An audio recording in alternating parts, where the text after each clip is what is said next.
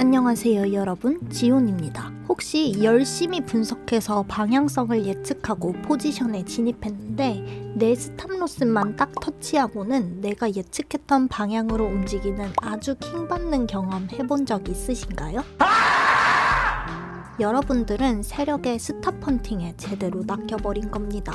지난 영상에서는 유동성 풀이 왜 중요하고 세력들이 유동성 풀을 어떻게 활용하는지 알아봤었죠? 혹시 아직 시청하지 않으셨다면 더보기란 링크를 통해 보고 오시면 오늘 영상을 조금 더 쉽게 이해할 수 있을 겁니다. 아니 근데 저번부터 계속 유동성이 중요하다, 유동성 확보를 이해해야 한다, 가스라이팅을 하시는데 혹시 유동성 미세신가요? 그만큼 유동성이 중요하다는 거죠. 그래서 오늘은 세력이 어떤 패턴으로 유동성을 확보하는지와 발생 위치에 대해 알아보면서 실전 매매에 이를 적용하기 위한 기반을 다져보겠습니다.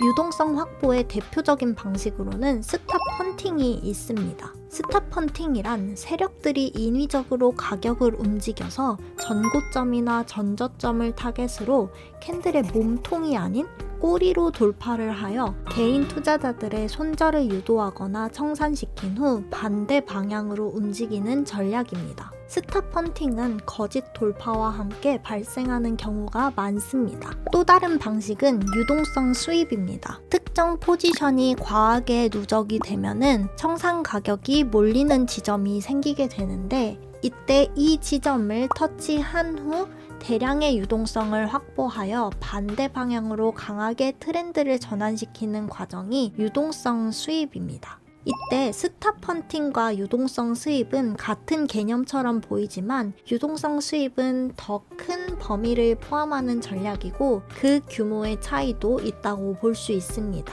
스탑 헌팅이 단기적인 손절을 유도하는 전략이라면 유동성 수입은 더 큰 방향성을 조작하는 데 사용되는 거죠. 단순해 보이는 개념이라도 한번 알고 넘어갈 때 정확하게 배우자고요. 그 다음은 스푸핑입니다. 가짜 주문으로 시장을 교란하는 건데요.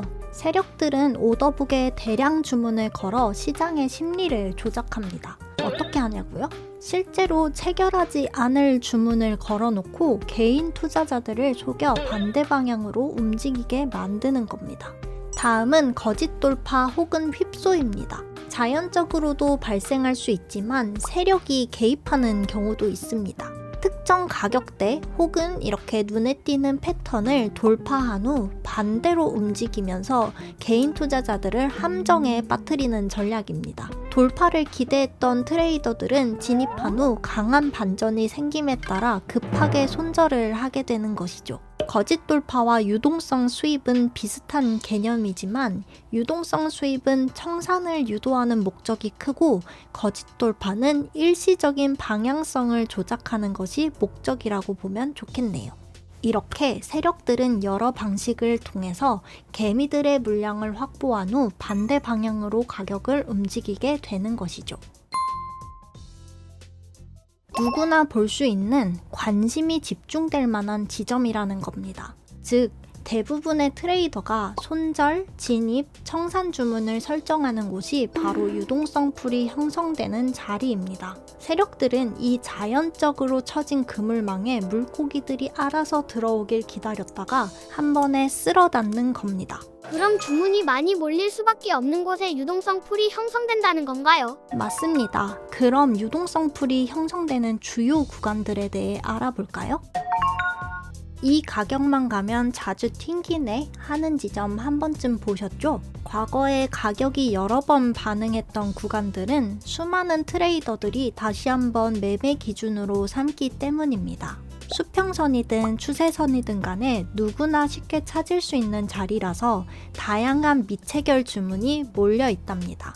그럼 세력들은 뭘 할까요? 거짓 돌파로 지지 저항선을 살짝 깨면서 공포심을 유발하여 개미들의 손절을 유도하고 지지 저항 구간 주변에 쌓인 다량의 물량들을 체결시켜 물량은 확보한 후 다시 반대 방향으로 이동하게 됩니다. 즉, 우리가 아는 지지 저항 구간이 유동성 풀 그 자체가 된 것이고 세력들은 이를 활용해서 물량을 챙기는 겁니다.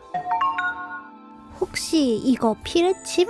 이라는 생각이 드는 자리 보이시나요? 개미들은 이러한 변곡점을 중요한 가격으로 여기고 하나의 지지 저항으로 활용합니다. 저항이니까 여기서 숏 잡아야지, 지지니까 여기서 롱 잡아야지 하면서 주문을 쌓아두게 되고 자연스럽게 유동성이 집중된 구간이 되는 것입니다. 또한 변곡점 바로 위아래에 스탑로스를 걸어두게 되면서 손절 물량도 몰려있게 되는 거죠. 특히 변곡점에는 강한 반응이 나오기 쉬운데 변곡점이 다시 테스트될 때 여기서 또 반응이 나오려나? 이번엔 돌파할까? 이런 심리가 작용하면서 변동성 또한 커지게 됩니다. 그럼 세력들은 무슨 생각일까요? 저번에 여기서 유동성이 엄청 쌓였었는데 한 번 더 털어야겠네 라고 생각하겠죠? 변곡점을 깨고 가짜 돌파하게 되면서 개인 투자자들을 청산시키고 냅다 반대 방향으로 가버리는 겁니다. 변곡점은 세력들에겐 유동성 잔치집인 동시에 변동성 또한 크므로 원하는 방향으로 더 쉽게 이끌 수 있는 좋은 재료인 거죠. 드디어 방향이 정해진다! 하면서 돌파의 기쁨을 맛본 순간 냅다 반대로 납치되어 본 적이 있나요? 삼각수렴은 위아래 방향성이 불확실한 상태에서 거래량은 감소하면서 지지선과 저항선이 점점 좁혀지는 패턴입니다. 이때 트레이더들은 각각의 분석에 따라 돌파를 예상하면서 롱숏 주문을 걸어두거나 일찍 진입하기 때문에 삼각수렴 패턴 내에서는 다양한 주문들이 공존하게 됩니다. 세력들은 삼각수렴을 보며 허허 여기에 스탑로스가 잔뜩 있군 하고 가짜 돌파 후 반대 방향으로 유동성 수입을 하면서 힝 속았지를 외치는 겁니다. 삼각수렴 돌파 시 거래량 없이 움직인다면 거짓 돌파일 확률이 매우 높아진답니다. 매매를 하다 보면 이 가격대 안에서만 왔다 갔다 하네?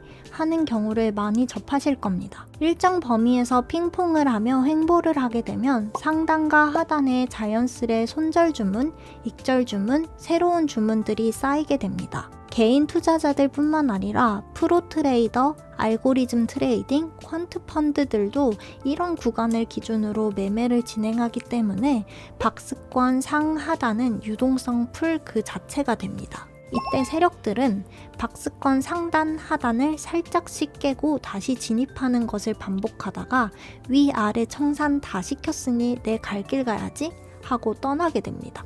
안녕히 계세요, 여러분. 박스권 돌파도 거래량 없이 위아래로 찔렀다가 다시 들어오면 스탑 펀팅 혹은 유동성 수입일 가능성이 높아집니다.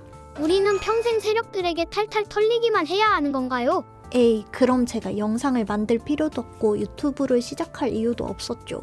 평소에 매매할 때 유동성 확보를 하는 세력 등에 잘 올라타는 편이니 잘 따라오셔서 같이 부자 되자고요.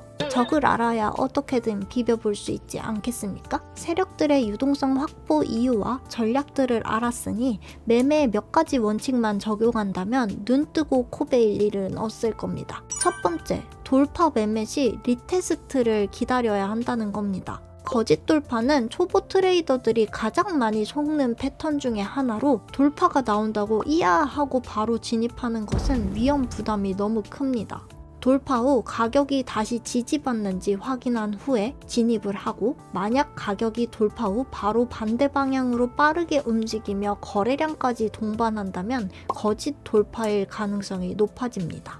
시간은 소요되지만 다시 리테스트를 하며 SR 플립이 확인되면 그때 포지션에 진입하는 것이 안정적입니다. SR 플립은 주요 지지선과 저항선이 돌파 후에 그 역할이 바뀌는 현상으로 두 번째 영상을 참고하시면 이해하실 수 있을 겁니다. 두 번째, 주요 지지 저항 구간에서 성급하게 진입하지 말 것입니다.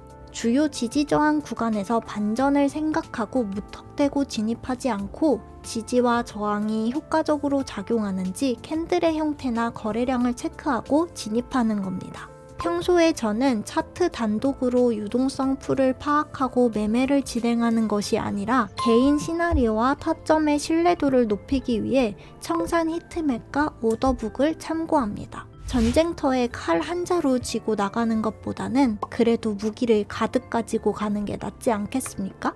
히트맵과 오더북을 이용한 보다 실전적인 유동성 풀 활용 매매법은 다음 편에서 자세하게 다뤄보도록 하겠습니다. 오늘 영상도 유익하셨다면 구독과 좋아요 부탁드립니다.